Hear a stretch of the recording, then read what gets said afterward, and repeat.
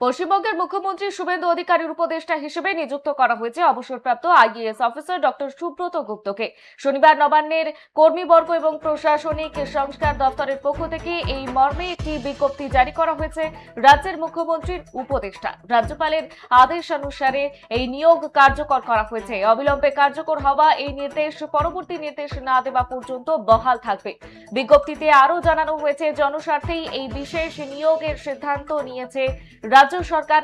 Doctor Subrata গুপ্ত এর আগে রাজ্য সরকারের একাধিক গুরুত্বপূর্ণ দপ্তরের সচিব হিসেবেই দায়িত্ব পালন করেছেন। তার প্রশাসনিক অভিজ্ঞতাকে কাজে লাগাতেই এই নতুন দায়িত্ব দেওয়া হয়েছে বলেই মনে করছে ওয়াকিবহাল মহল। নিয়োগের প্রতিলিপি ইতিমধ্যে সংশ্লিষ্ট দপ্তর এবং অ্যাকাউন্টেন্টের জেনারেলের কাছে পাঠিয়ে দেওয়া হয়েছে। এই মুহূর্তে যে খবরের দিকে আমাদের নজর রয়েছে, মুখ্যমন্ত্রীর নয়া পরামর্শদাতা করা হয়েছে সুব্রত গুপ্তকে।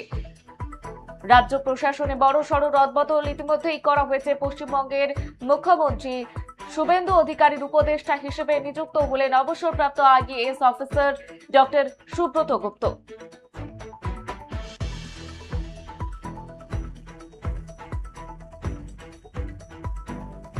শনিবার নবান্নের কর্মীবর্গ এবং প্রশাসনিক সংস্কার দপ্তরের পক্ষ থেকে এই মর্মে একটি বিজ্ঞপ্তি জারি করা হয়েছে।